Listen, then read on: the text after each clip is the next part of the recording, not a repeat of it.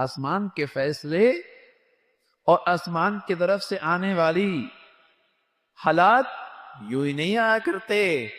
اللہ کریم کہہ رہے ظہر الفساد فی البر والبحر.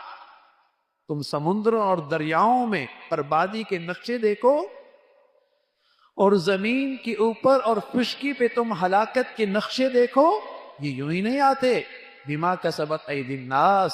زمین پہ رہنے والوں کے بدعمالیوں کا یہ نتیجہ ہے.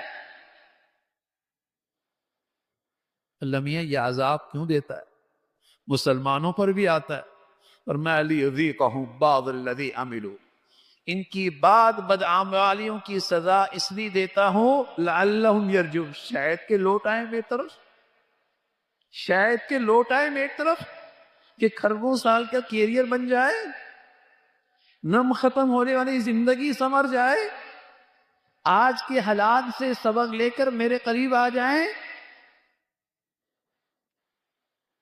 تو پھر ان کے لیے یہ برے حالات بھی ان کے حق میں رحمت بن جائیں.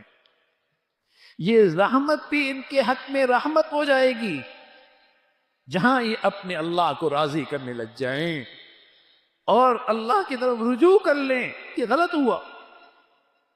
بدقسمتی ہے اب تو جو اللہ کے نبی ہمیں بربادی کے اسباب بتا رہے, ہماری سمجھ اتنی غلط ہو گئی ہم اسی کو اپنی ترقی کا سامان سمجھتے.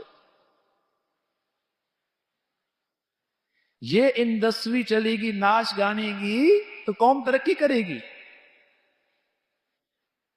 سود کے بغیر معیشت کیسی؟ جس چیز کو اللہ کے نبی بربادی بتائیں, آج مسلمان کہلانے والوں کی عقلیں ایسی برباد, گناہوں کی ظلمت سر چڑھ کے بول رہا کہ وہی چیزیں آج اس کی نظر میں ترقی کا سامان, عزت کا باعث. گناہوں پہ فخر کر رہا ہے نا, گناہ اس کے معاشرے میں اسٹیٹس بن گیا. شرمندہ نہیں ہوتا, فخر کرتا ہے. سود لے کے آیا ہوں, ایک فیکٹری اور لگا رہا ہوں. شرمندگی نہیں ہے, فخر ہے. میرے عزیزو, یہ ہے بربادی کے اسباب. حقیقتاً آپ کو نظر کچھ بھی آئے, آپ کی آنکھیں کچھ بھی بربادی کے نقشے دیکھیں, لیکن پیچھے وہی اسباب ہیں جو اللہ کی نبی نے بتایا. وہی اسباب.